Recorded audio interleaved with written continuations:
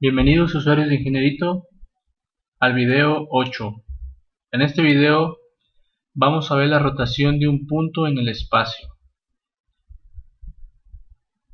Se conoce un punto P en el espacio con coordenadas A, B y C, representado en el sistema 1. Es decir, ese punto P está representado en un sistema de referencia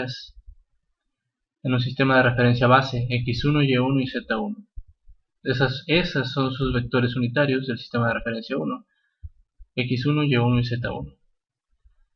Ese vector analíticamente o matemáticamente se representa como A por x1 más B por y1 más C por z1, donde x1, y1 y z1 son los vectores unitarios base del sistema 1. Es decir, x1 es igual a 1, 0, 0, y1 es igual a 0, 1, 0, z1 es igual a 0, 0, 1.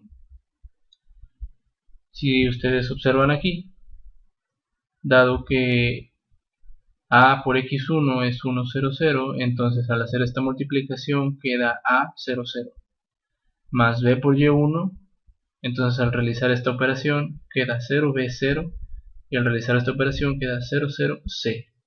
Entonces al sumar los tres vectores que quedan, al sumar A, 0, 0 más 0B, 0 más 0, 0, C, al sumar estos tres vectores obtenemos este vector A, B y C, es decir, obtenemos B1. Quiere decir que la representación analítica es correcta.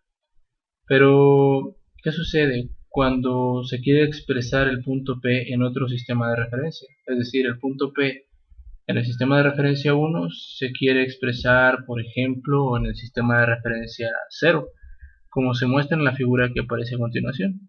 Hay un sistema de referencia 0 en amarillo y hay un sistema de referencia 1 en rojo. En el sistema de referencia 1 está representado el vector P1 con coordenadas A, B y C. Bien, ¿cómo se puede representar el sistema de referencia 1 en el sistema de referencia 0? Bueno, si se quiere representar P1 en el sistema de referencia 0, se emplea el producto punto. Es decir, se quiere obtener P superíndice 0, o el vector P representado en el sistema de referencia 0. ¿Cuáles van a ser esas coordenadas nuevas? Pues no va a ser otra cosa más que P1 proyectado en el sistema de referencia 0. Es decir, la coordenada en X de P0 va a ser P1 proyectado en el vector unitario X0. La coordenada en Y va a ser P1 proyectado en el vector unitario Y0. Y la coordenada en Z va a ser el vector P1 proyectado en el vector unitario Z0. Pero sabemos que la representación analítica de P1 es esta, como la vimos en la diapositiva anterior. Al sustituir esta representación en esta expresión de P0, queda de la siguiente manera. Bien, pero esa no es la representación o la forma en que puede quedar más explícito la operación que se debe de realizar para representar el vector P en el sistema de referencia 0. Para eso hay que seguir desarrollando. Entonces se desarrolla el producto punto, como todos sabemos, AX1 producto punto con X0 más BY1 producto punto con X0 más CZ1 producto punto con X0 nos da la fila de arriba.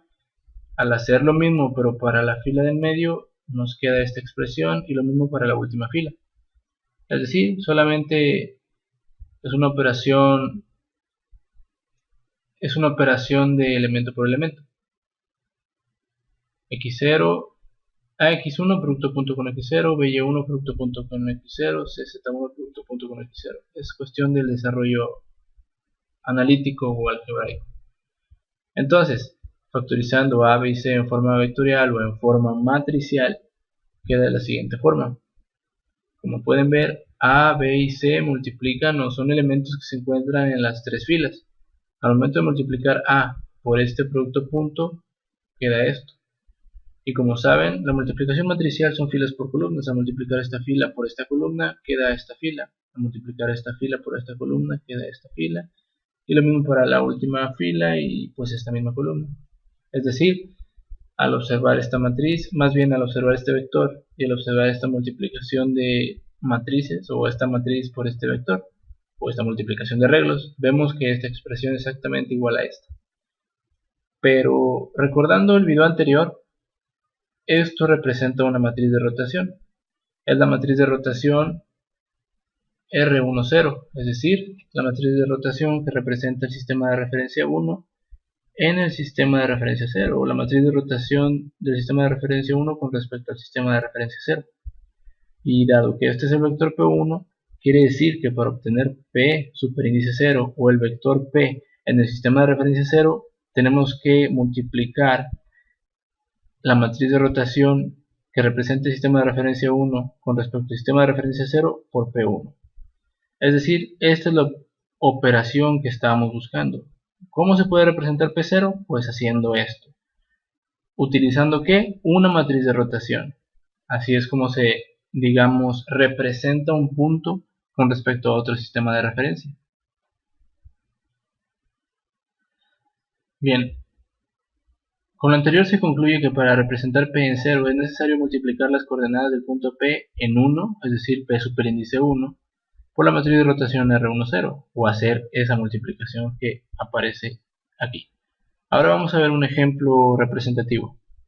Dado P superíndice 1, es decir, un vector en el sistema de referencia 1, con coordenadas 3, 0, 3, aquí están, aparecen en el dibujo, obtener P0. Bueno, la única información que nos falta es la de R10. ¿Quién es? ¿Cómo saber quién es R10? ¿Cómo saber qué rotaciones hacer? Bueno, R10 es una rotación en Z de menos 90 grados.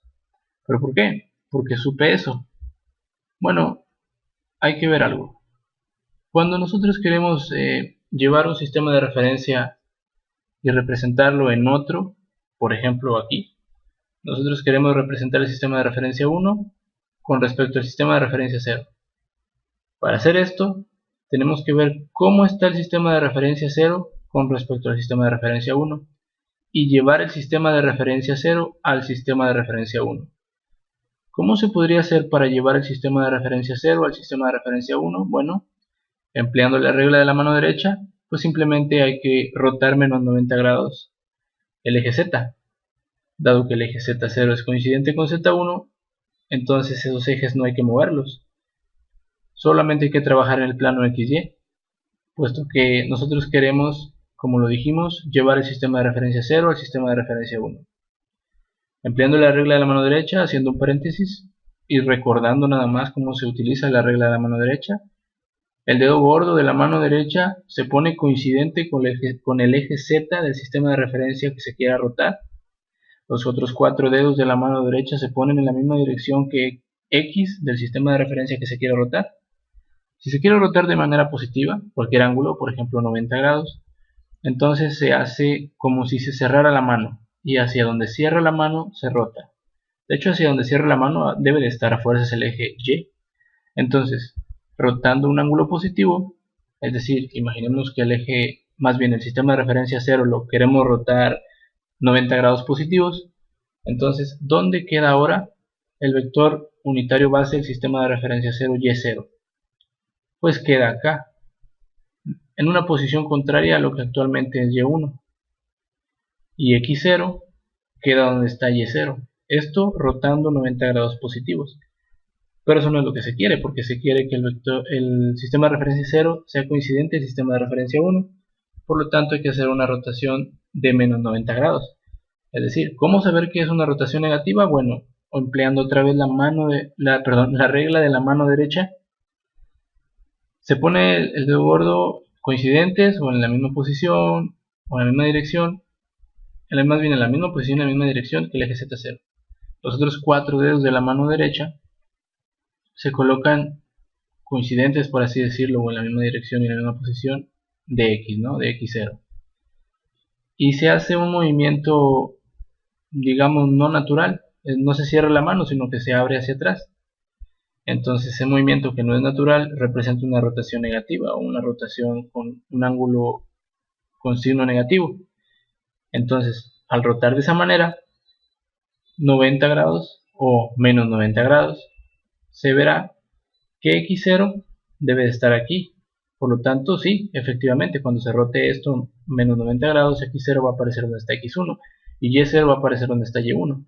Y dado que Z1 y Z0 son coincidentes y no se van a mover porque se está rotando una rotación, se está haciendo una rotación en Z, entonces quiere decir que esa es la rotación que hay que hacer, una rotación en Z de menos 90 grados.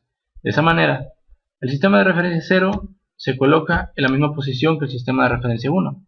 Esto es, ya aplicando la rotación en Z de menos 90 grados.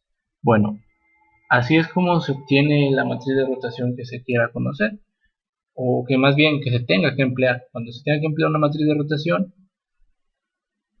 por ejemplo R10 en este caso, se tiene que ver cómo está el sistema de referencia 0 con respecto al sistema de referencia 1 y tratar de hacer las rotaciones que se requieren para que el sistema de referencia 0 tenga la misma posición que el sistema de referencia 1. En este caso, por ser representativo e ilustrativo solamente, se utilizó una rotación en Z de menos 90 grados, recordando también cómo se utiliza la regla de la mano derecha.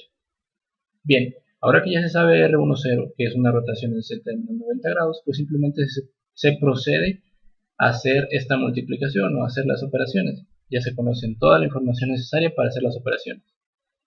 Bien, realizando las operaciones, sabiendo que R10 es una rotación en Z de menos 90 grados y que P1 es un vector 13 con elementos 3, 0, 3, se hace la operación. Bueno, 0 por 3 más 1 por 0 más 0 por 3, 0. Menos 1 por 3 más 0 por 0 más 0 por 3, menos 3.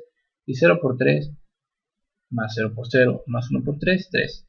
Ahora, este vector, si observan bien, es diferente a este vector.